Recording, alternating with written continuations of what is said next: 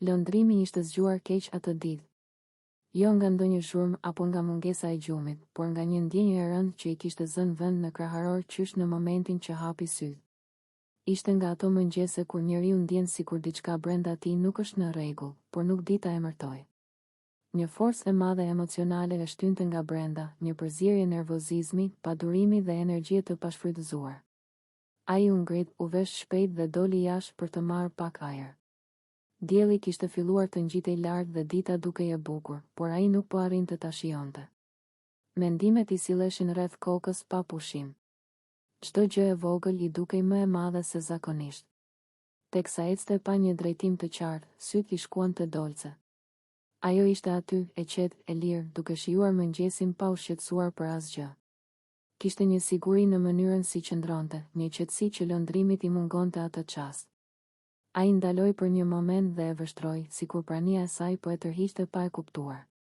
Pa e menduar gjatë, ai ju afrua. Nuk ishte një vendim i planifikuar, por një reagim i çastit. Ai e përqafoi fort, jo me agresivitet, por si dikush që kishte nevojë të shkarkonte atë që po mbante brenda. Ishte një përqafim i ngarkuar emocionalisht që vinte nga lodhja mendore dhe nga nevoja për kontakt njerëzor. Dolce u befasua, por nuk u tërhoq menjëherë. Ajo e kuptoi që diçka nuk ishte në rregull me të. Ai i dha një puthje të shkurtër, të thjeshtë, pa fjalë, dhe më pas u largua pak, sikur edhe vetë u habit nga veprimi i tij. Asnjëri nuk foli. Heshtja mes tyre ishte e rëndë, por jo e pakëndshme. Ishte një heshtje që linte vend për mendim. Lëndrimi u largua ngadalë, me hapa më të qetë se më parë. Nuk ndihej as më mirë, as më keq, por disi më i vetëdijshëm për atë që po i ndodhte brenda. Ai e dinte që duhej të përballej me veten, jo t'i ikte ndjenjave. Brenda shtëpisë, Benita ishte në një botë tjetër. Ajo po bënte dush, me ujin që rrithte vazhdimisht dhe mbushte ambientin me një ndjesi qetësie.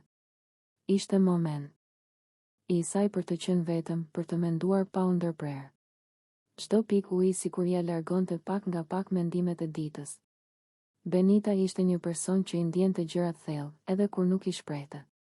Ajo kishte vënë re tensionet, shikimet, energjinë e çuditshme që qarkullonte atë ditë. Ndërsa qëndronte aty, mendonte për marrëdhëniet mes njerëzve, për mënyrën si ndonjëherë emocionet dalin në sipërfaqe pa paralajmërim. Kur doli nga dushi, ndjeu një qetësi të përkohshme. Nuk e dinte ende çfarë kishte ndodhur jashtë, por e ndjente që dita nuk do të ishte e zakonshme. Kishte diçka në ajër, një ndjesi se diçka po ndryshonte, qoftë edhe brenda secilit. Kjo ditë nuk ishte për veprime të mëdha apo fjalë të forta.